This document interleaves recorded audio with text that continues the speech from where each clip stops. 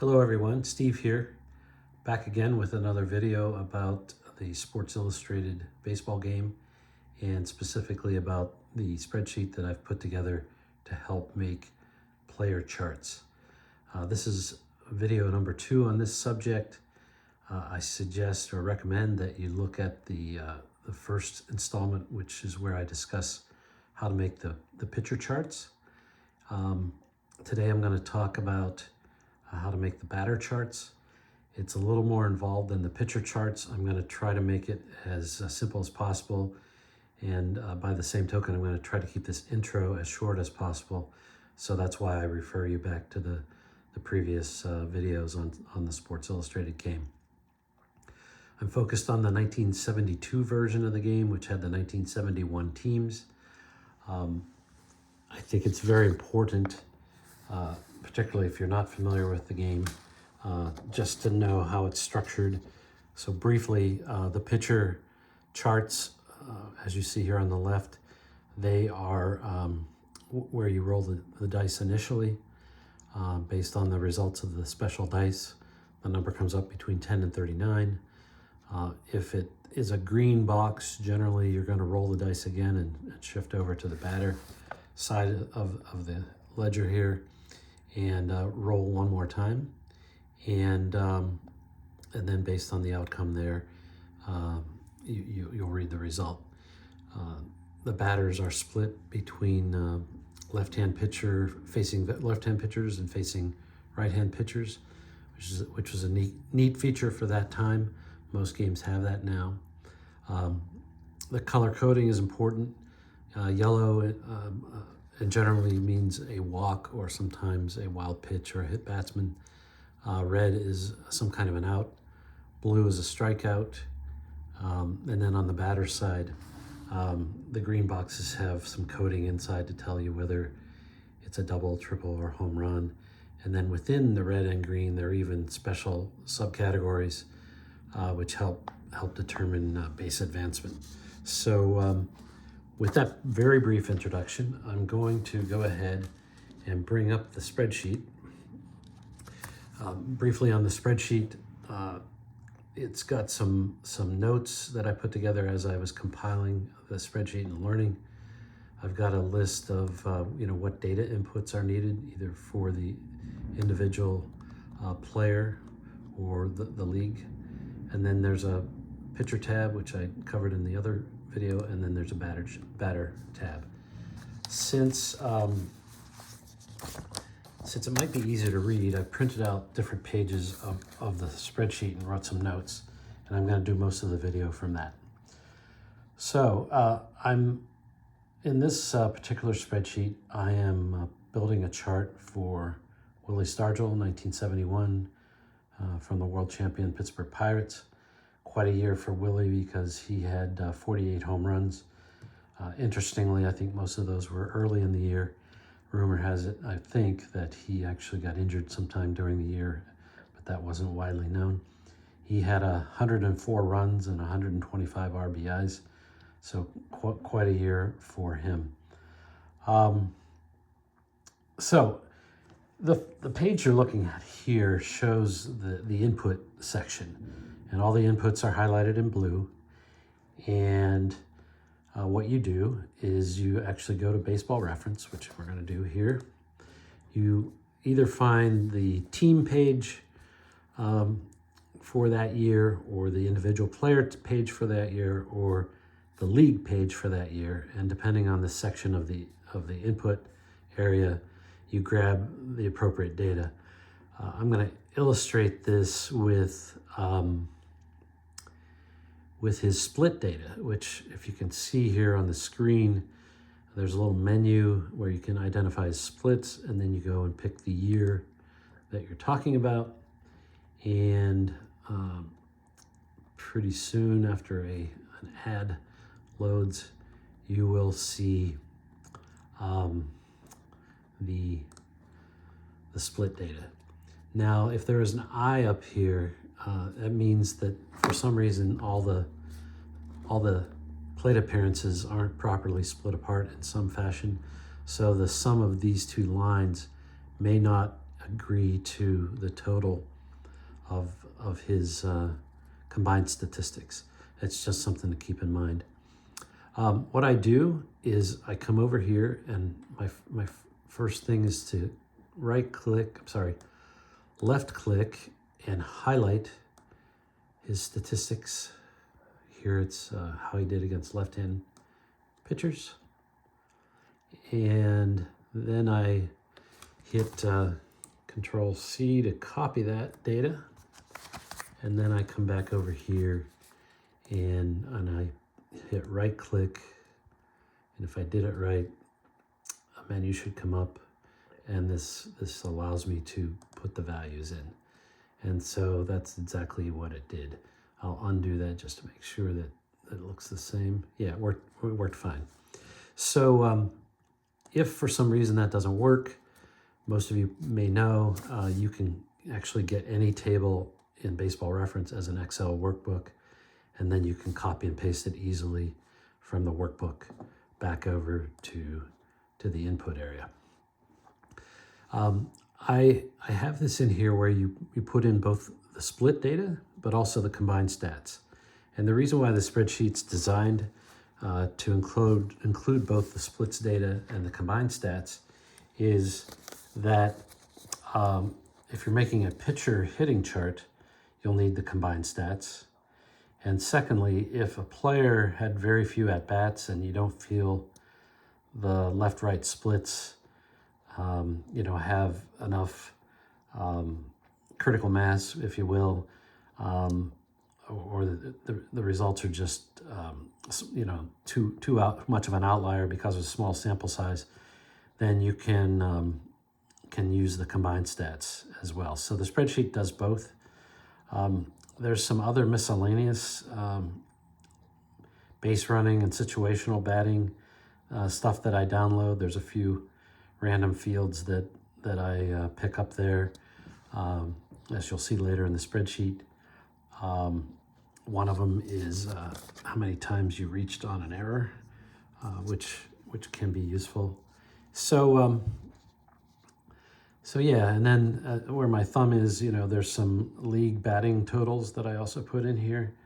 And then I made a note here. One important thing is anytime I'm doing a spreadsheet to create batter cards or pitcher cards, I exclude intentional walks because that's more in the control of a manager, and I really don't want the spreadsheet to reflect that. So that's the input area. Okay, onto the spreadsheet. So, the first thing we do is we actually determine his plate appearances, but we have what we call adjusted plate appearances. And these plate appearances are computed by adding at-bats and walks, deducting intentional walks, as I mentioned, and adding hit batsmen. What this essentially does is it eliminates sacrifice bunts, sacrifice flies, and it provides just a cleaner basis for determining the player's chart. The next step is to figure out what the average number of walk allocations and hit by pitch allocations are going to come from the pitcher chart, which as we showed, the pitcher rolls first. And so those are again based on league averages. And what you do is you calculate, how many of his walks and hit batsmen would have come from the average pitcher, and then you take his stats from up above and you deduct out those pitcher walks and pitcher hit batsmen, and you see in the box there you end up with a net number for those. And so this is just the first two items in the box are adjusted for that pitcher influence, and then the rest of them is just a repeat to make it more easy reference as we go down the spreadsheet.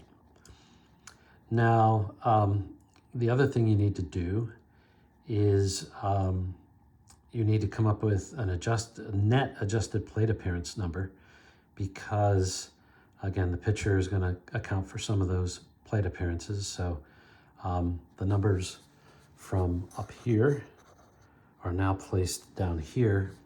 And so as a result, if you move to the right, you'll see there's a net adjusted plate appearance number.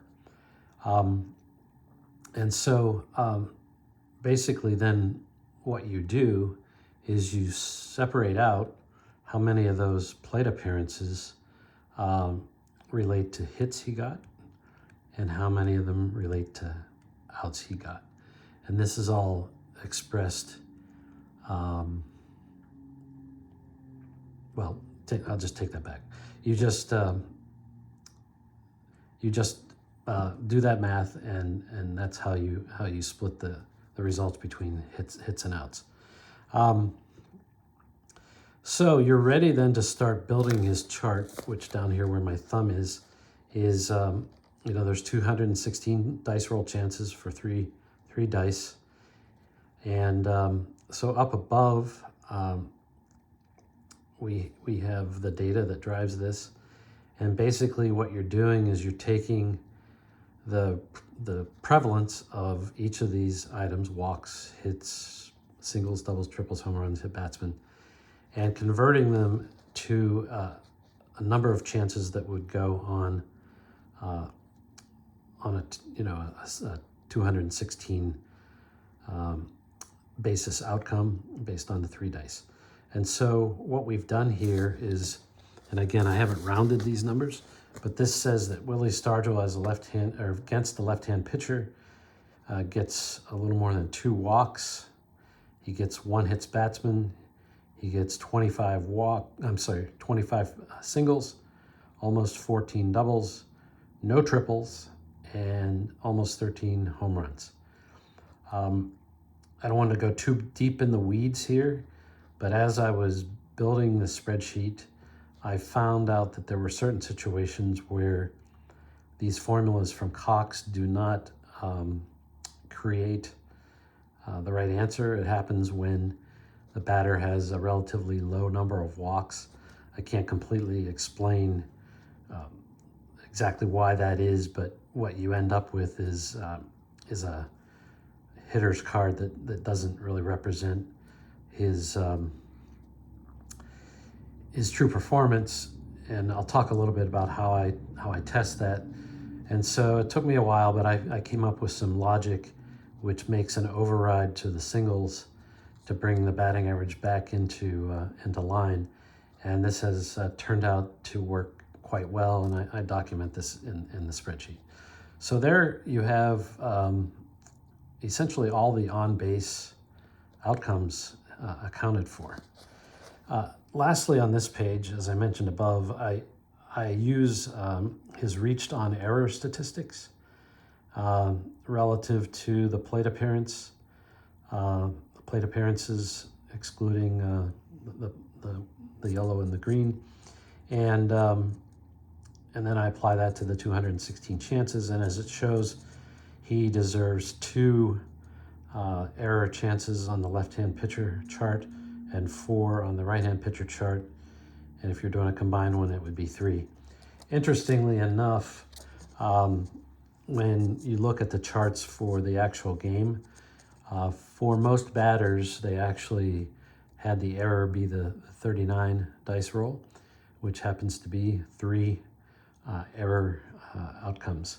And so once you've taken account errors, then what you have to do is you go ahead and do an intermediate step here, which is you have to split apart the singles into the various types of singles.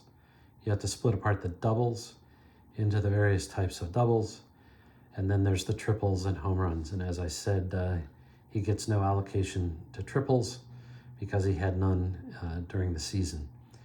It really wouldn't work here, but in some of my other games where I make charts, I give every batter a chance to have every type of out, single, double, triple, or home run, even though it's a very remote possibility.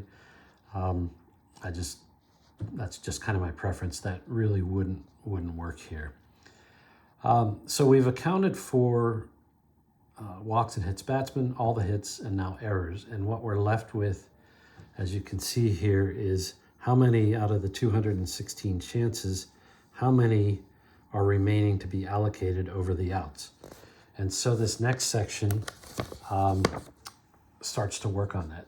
So the first thing we do is, Cox did this and I did this, is to try to determine, you know, how many ground outs there would be or he is deserving of having. And then separate from that, trying to take his grounded into double play statistics from Baseball Reference and converting that somehow to a double play factor. And this didn't work out quite as I expected, but I tried to make some allowances for this and still be true to Cox's original guidelines. And basically his guidelines were that double plays should range somewhere between 10% and 30% of the ground outs.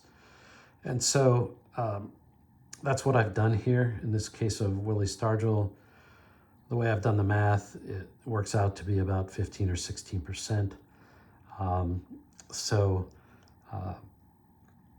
You know, that's what I've done here. Then I also need to determine how many of the outs need to go to strikeouts. And so that's done in pretty straightforward math. And as you can see, he struck out a lot more against left-hand pitchers than right-hand pitchers, which is the normal convention. And then what you're left with is the number of ground outs and flyouts. And the way I split the ground outs and flyouts is up above here. You can see there's a GO/AO stat that I got from Baseball Reference. I doubt that Stargell's was actually 1, but I've got that in the template as a placeholder in case you forget to update it. But you know, 1 ratio means 50-50 ground out, fly out split. So there is a little bit of an attempt to customize the ground outs and fly outs to the individual batter if you have that statistic available. From there, we go down and we split the ground outs. And so we've already calculated the double plays up above based on the percentages or the factors that were developed. And then from there, and this is based on Cox's guidelines, is you take the remaining ground outs after allocating the double plays, and a third of those go to the G star, and then all the remainder ground outs go to the G. And then you have the flyouts that you have to allocate, and I have used, you can see it circled there, I have used the percentage allocation that Cox recommended. Now, there's a couple things I could do here. I have not. One thing I could do is go analyze the individual player charts and kind of reverse engineer what SI did in developing the charts. The other thing I could do is try to do some analysis based on data I can find in Baseball Reference. Quite frankly, that's kind of beyond the scope of this project. This was more of an intellectual exercise more than anything else. And I've tried, for the most part, to stay close to the Cox guidelines with some of my own exceptions. I have some built-in checks here. One is to make sure that when I'm done, all the outcomes add up to 216, which they do. And also, as I referred to, there's a way to calculate the implied batting average and compare it, to the actual batting average. And using these unrounded numbers, they come out pretty much exact, if you will. So that's pretty comforting that the spreadsheet works, that I've done it right. And I would say up to this point, it's pretty much automated. You do have to put the data in, including some of these random random data points like the GOAO stat. But once you do that, the spreadsheet pretty much runs. And so at this point, what it does, what the spreadsheet does, is it comes down and builds this matrix. Well, actually, it doesn't build the matrix, it just populates across the top here the outcomes from up above. And unlike on the picture chart, I have left these unrounded. And then what we have on the left is the dice rolls and the corresponding number of chances that add up to 216. And all the area in blue, you manually place the dice rolls to optimize the outcomes and try to match the numbers that they deserve. This is kind of time consuming. Another member of the SI Facebook group has proven that this can be automated. It's kind of beyond my programming capabilities at this point. So I've just been doing this manually. And so you can see at the bottom, I've got an over and under check, if you will. And a lot of these I can get pretty close. And then I have some overriding checks. So if nothing else, I want to make sure individually, or in aggregate, the singles make sense, the doubles make sense, the hits make sense, and the outs make sense. And then within the ground outs and the fly outs, whether those balance. And what you see here is I've done a reasonable job. I've probably got one and a half more hits than I should. I've got a little over one extra out than I should. Not perfect, but on the other hand, even if you look at the hits here underneath it, I've shown that it's within 1%. So it's a representative chart. I could probably keep playing with this a little bit more and get it a little more accurate. Just one thing, looking at it here, if nothing else, I could move this 6 here. I might be able to move that, or move the 3 over to one of the other ground out options, and maybe get it a little bit better. This is a little bit of art, although rather than science. Although, as I said, it has been proven that this can be automated, and you can optimize the chart.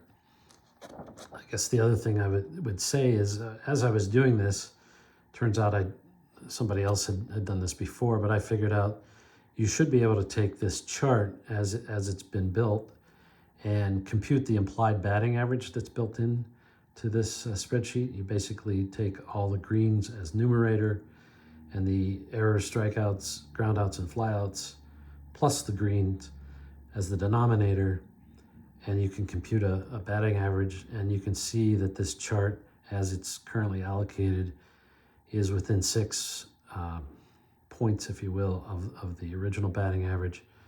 And statistically, that's pretty small. And then I did the same thing with slugging percentage, and it's within 13. So again, only about a 1% differential when you really think about it. That's kind of how the spreadsheet works for batters. I am going to, in the next and final spreadsheet, talk about how I do the ratings for the special situations like bunts and stealing/running and defense, where I spent a ton of time on. And so, if you're still interested, go ahead and check that out. One last thing I would mention is, just out of curiosity, is I actually, to the right of these matrices, I actually built these pie charts to show how the batter chart looks on a percentage basis. You can kind of tell if you look at the actual chart output, but this is an interesting way, and you can see that a third of his plate appearances against left-hand pitchers, Willie Stargell struck out. So one last thing about the spreadsheet is